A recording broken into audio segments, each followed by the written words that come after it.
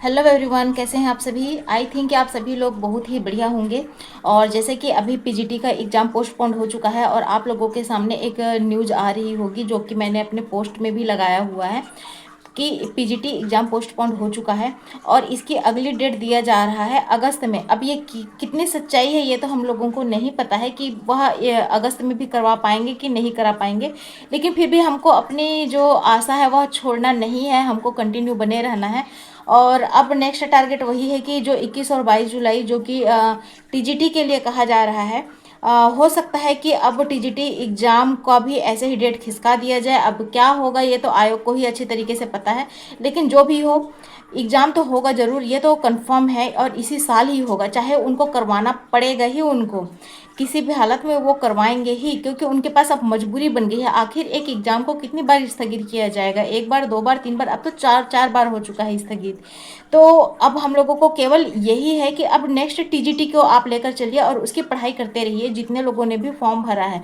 अब देखते हैं कि नई वैकेंसी कब आएगा, किस तरीके से आएगा, कि जो ये अब 2022 वाला एग्ज़ाम है यह ये करवा पा रहे हैं कि नहीं करवा पा रहे हैं टाइम पर, अब ये देखने वाली बात है। लेकिन मैं तो आप लोगों से केवल यही बोलूँगी कि आप लोग पढ़ाई करते रहिए और छोड़िए मत।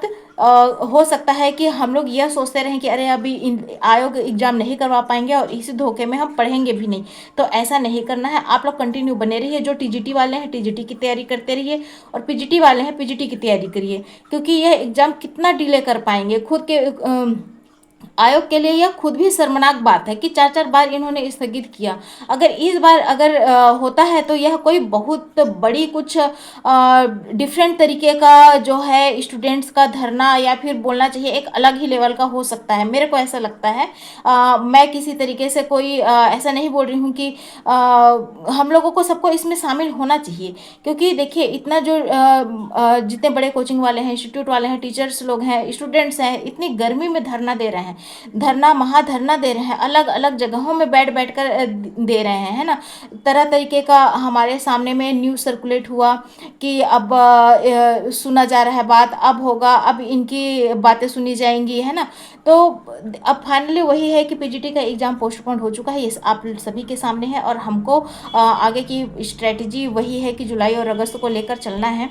अब आगे जो भी आएगा देखते हैं। और साथ में ही मैं आप लोगों को ये भी बोलूँगी फ्रेंड कि हो सकता है कि मुझे ऐसा लगता है अंदर से कि अगस्त में बहुत सारी वैकेंसी आ सकती हैं, चाहे वह ईएमआरएस हो, केवीएस हो, DSSS हो, न्यू वैकेंसी आ सकती हैं।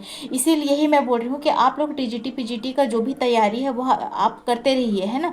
और नहीं होता है एग्जाम या आयोग नहीं करवा पाता है तो भगवान पे विश्वास रखिए, कुछ ना कुछ अच्छा जरूर होगा। मेरा विश्वास है कि कुछ ना कुछ अच्छा होगा। आप लोग कंटिन्यू पढ़ाई करते रहिए। बस आज के लिए बस इतना ही फ्रेंड। जितने भी नए हैं चैनल पे वो लाइक सब्सक्राइब और शेयर जरूर करें और अपना आशा कभी मत छोड़िए फ्रेंड, क्योंकि देखिए हमने इतने समय से स्ट्रगल किया है और आगे भी हम करते रहेंगे। हम स्टूडेंट्स हैं, स्टूडेंट लाइफ में ये सब चीज़ें कॉमन सी बातें हैं।